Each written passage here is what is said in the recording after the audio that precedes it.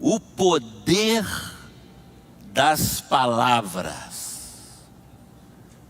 Esta frase que dou como tema para a mensagem desta hora tem se tornado até mesmo uma frase de efeito, usada por muitas pessoas, sem saber necessariamente o sentido dessas palavras. Mas as pessoas dizem: cuidado, há poder nas palavras, hein?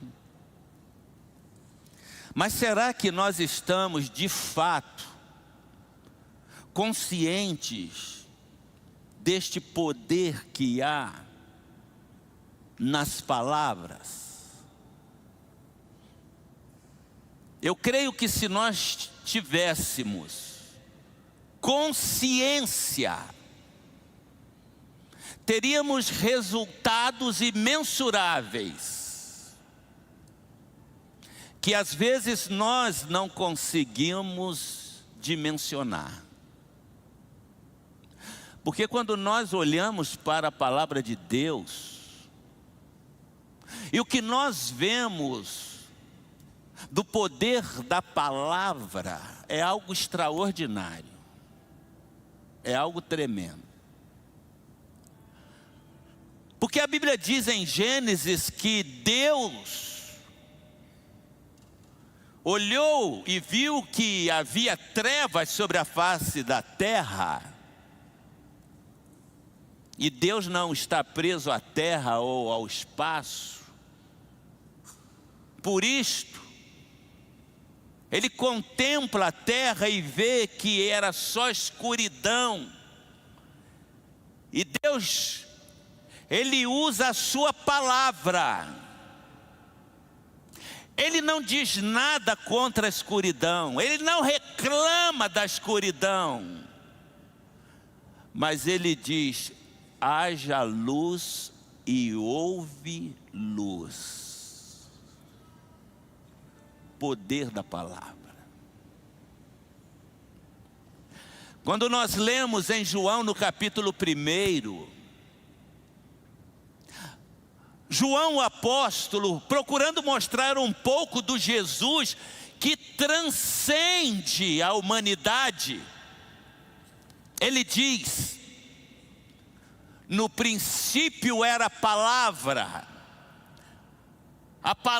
estava com Deus, a palavra era Deus, a palavra se fez carne e habitou entre nós.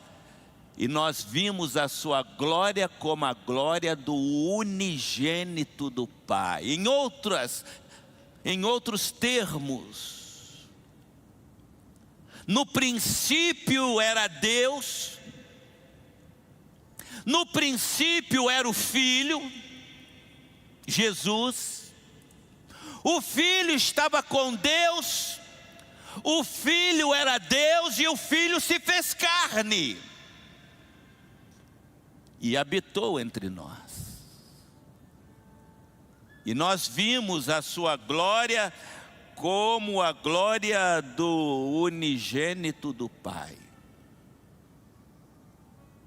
Há poder nas palavras. Por esta razão, uma das promessas da vinda de Jesus foram estas: a virgem conceberá e dará luz a um filho. No futuro, a virgem conceberá e dará luz a um filho. Talvez você possa dizer: mas são palavras de Deus. Sim, sempre serão as palavras de Deus. Foi por esta razão que em Mateus no capítulo 16, o verso 18, o Senhor Jesus, se dirigindo a Pedro, Ele diz: tu és Pedro, sobre esta pedra edificarei a minha igreja, tudo que ligares na terra terá sido ligado no céu. Tudo que disseres na terra terá a aprovação do céu. Será que nós temos de fato dimensão de tudo isto como discípulos de Cristo? Ou será que nós estamos apenas agindo como religiosos, que não experimentam o verdadeiro poder de Deus? Às vezes até fugimos desses textos um tanto quanto espinhosos, mas são palavras de Jesus. O que disseres será confirmado, ou para alguns, já foi confirmado. Não será confirmado, já foi confirmado. E a impressão que tenho é que nós não temos tal dimensão. Mas quando você vê no capítulo 17 de 1 Samuel, um gigante está amedrontando todo Israel de Deus, dizendo palavras de afronta. E não só o exército de Israel, mas o rei de Israel, Saul, estavam acuados, estavam amedrontados.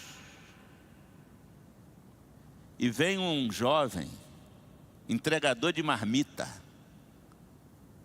Sabem o que é entregador de marmita? Eu já fui entregador de marmita nas fábricas, quando era adolescente.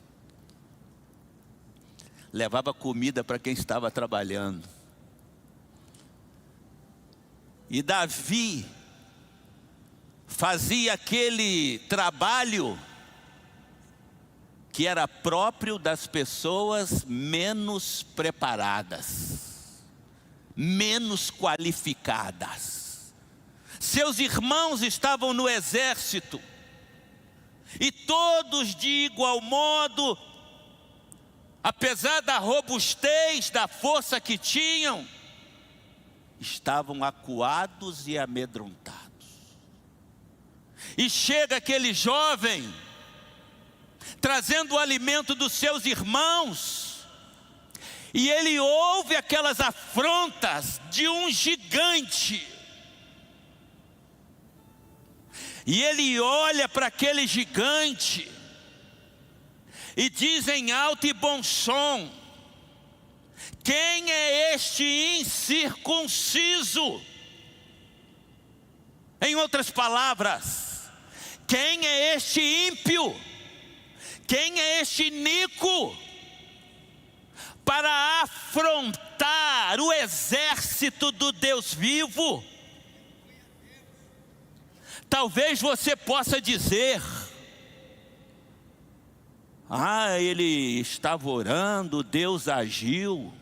Claro que Deus sempre age,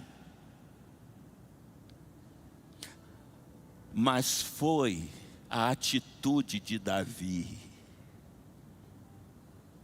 a atitude de alguém que não tinha dúvida de que era tomado pelo Espírito de Deus, de alguém que não tinha dúvida do Deus que servia, do comprometimento que tinha com Deus. Então ele não chegou ali e se ajoelhou: Deus tem misericórdia, me ajuda a vencer esse gigante. Ele chegou com ousadia: hoje eu entregarei a tua cabeça.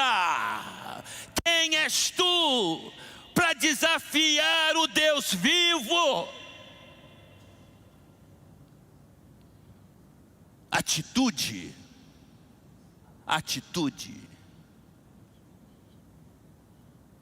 Eu costumo, nas minhas palestras sobre liderança, falar sobre os verdadeiros líderes, e uso uma história que exemplifica muito bem, porque cada crente tem que ter uma atitude de líder e não de liderado. de vencedor e não de vencido. E a pergunta que faço é esta: por que o leão é o rei da selva? Por que o leão é o rei da selva? Ele não é o maior, ele não é o mais pesado, ele não é o mais veloz. Por que ele é o maior? Porque ele é o rei da selva. Por uma razão: pelo que está dentro dele, a atitude de vencedor. Atitude. Ele não teme a nada. Ele pode ver uma grande girafa, um grande elefante, e o que ele vê é alimento. Ele visualiza alimento, vitória. Eu vou vencer. E vence, se torna respeitado. O que nos falta? Atitude de vencedores, atitude de homens e mulheres de Deus, que têm dentro de si o maior poder que a humanidade poderia experimentar, o poder do Espírito Santo de Deus. Ele está em nós. E foi por esta razão que Jesus disse aos seus discípulos em Lucas no capítulo 24: vocês sabiam que o Filho do Homem havia de padecer, ser entregue aos malfeitores, ser morto e ressuscitar ao terceiro dia. Leia Lucas 24 a partir do verso 48. Jesus está dizendo para eles: vocês sabem disto. Vocês andaram comigo, viram os milagres que eu fiz, e eu estou aqui, ressuscitei dentre os mortos. Agora eu pergunto para você: se você estivesse lá naquele dia, e se eu estivesse aqui no lugar de Jesus, e eu dissesse para vocês: vocês têm caminhado comigo, vocês têm visto a obra que tem sido feita, os milagres, eu morri e estou aqui ressuscitado. Eu pergunto para você: seria suficiente para eu dar uma missão para vocês e vocês obedecerem? Talvez muitos digam: sim, pastor, seria suficiente. Pois não seria suficiente. Eles andaram com Jesus, eles viram os milagres de Jesus, e Jesus agora está diante deles ressuscitado. Mas Jesus diz para eles: vocês vão ficar em Jerusalém até que do alto sejais revestidos de poder. Saber que Jesus ressuscitou dentre os mortos não é suficiente. Ter caminhado com Jesus ao seu lado não é suficiente. Ver os seus milagres não é suficiente, se não for cheio do Espírito Santo de Deus. E ser cheio do Espírito Santo de Deus não é um movimento momentâneo. É vida na presença de Deus, é busca constante, é o que falta à igreja nos dias de hoje. Por esta razão, não vemos o que poderíamos ver como discípulos de Cristo. Porque os discípulos de Cristo eram como nós. Eles eram como nós. Medrosos, tímidos, acovardados. Alguns duvidaram dele, outros o negaram, e houve até quem o traísse. Até o momento em que Jesus ressuscitou dentre os mortos. Eles não tinham experimentado a promessa que Jesus havia feito em João 14 e em João 15. Eu não vos deixarei órfãos, eu voltarei para vós. E o mesmo escritor de Lucas é o escritor de Atos dos Apóstolos, que narra o que aconteceu no dia de Pentecostes, no capítulo 2 de Atos dos Apóstolos. E no capítulo 3, aquele Pedro que antes era medroso, aquele Pedro que foi capaz de negar a Jesus diante de uma empregada e dizer: eu não conheço esse homem. No capítulo 3, depois de ser revestido do Espírito Santo de Deus, ele vai ao templo e ele encontra um pedinte, que talvez ele já devesse ter encontrado muitas vezes. E quando o pedinte estende a sua mão, ele usa a sua palavra. Ele não faz uma oração: ó Deus, tenha misericórdia desse pedinte, é um aleijado, ele não pode trabalhar, ajuda. Ele diz: eu não tenho prata, eu não tenho ouro, mas eu tenho algo que a prata e o ouro não podem comprar. Em nome de Jesus, levanta-te e anda. E o homem levantou e andou. Há poder na palavra de um homem, de uma mulher temente a Deus. E é disto que nós estamos precisando, de homens e mulheres não religiosos, mas completamente comprometidos com Jesus, cujas vidas, como eu disse na última mensagem aqui, estão mortas para si mesmos. Aqueles homens só foram o que foram porque eles não abraçaram uma religião. Se abraçasse uma religião, seriam judaizantes e não discípulos de Cristo, que foi rejeitado pelos judeus. Ele tem de me seguir, tome a sua cruz e siga-me. Morra primeiro. Cruz é lugar de morte. Cruz é lugar de você sepultar tudo que você era. E não adianta a gente estar nas nossas práticas religiosas se nada muda na nossa vida. Se você participa de um culto após o outro, mas continua sendo a mesma pessoa. Se houve um desafio como este e amanhã nada acontece,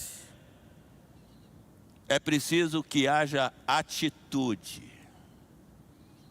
Atitude de quem se dispôs a morrer para viver a vida de Cristo na sua vida. Isso é evangelho. Isto é evangelho. E aí haverá poder nas suas palavras, porque será o Espírito Santo. Você vai ser apenas porta-voz do Espírito Santo, aquilo que Ele quer fazer, porque Jesus diz: quando Ele vier, João capítulo 15, quando Ele vier, Ele glorificará o meu nome. E a maioria dos crentes não sabe o que isso significa. Ele glorificará o meu nome, porque vai usar a vida dos meus discípulos com poder, com autoridade, e o que eles fizerem vão levar as pessoas a glorificar o meu nome. Que tipo de crentes temos sido? Talvez você até me ache rigoroso, mas a minha missão é esta: pregar o verdadeiro evangelho de Jesus Cristo e não massagear o ego das pessoas que querem fazer parte de uma religião. Fiquem na cidade até que do alto sejais revestidos de poder. Enquanto você estiver se sentindo um crente morno, um crente frio, que não faz diferença, prostre-se diante do Senhor, clame, chore, jejue, até que do alto seja revestido de poder. Não será mais esse crente frio, vazio, religioso, religiosa, o que constitui a maioria dos cristãos no mundo de hoje. A Bíblia diz que no início era a palavra estava com Deus, a palavra era Deus. Eu vou continuar essa mensagem domingo que vem, porque eu estou falando com muita força e eu não aguento falar mais. Há poder nas palavras de Jesus. E essas palavras estão, diz o apóstolo, essas palavras estão perto de vocês. Estas palavras estão junto de vocês. É no poder da palavra. É no poder da palavra que nós vamos ver mudanças de vida. É no poder da palavra que nós vamos ver milagres acontecendo. É no poder da palavra que nós vamos ver almas se rendendo aos pés de Jesus. Mas só haverá poder nas palavras daqueles cujas vidas estão consagradas no altar do Senhor. Chega de religiosidade, chega de brincarmos de ser cristãos. Nos dias de hoje, você vai encontrar todo tipo de cristão. E a Bíblia diz que isto vai acontecer no final dos tempos. Mas Deus vai levantar um remanescente comprometido com Ele. Deus vai levantar um povo que se chama pelo seu nome. Povo composto de homens e mulheres totalmente comprometidos com o Senhor.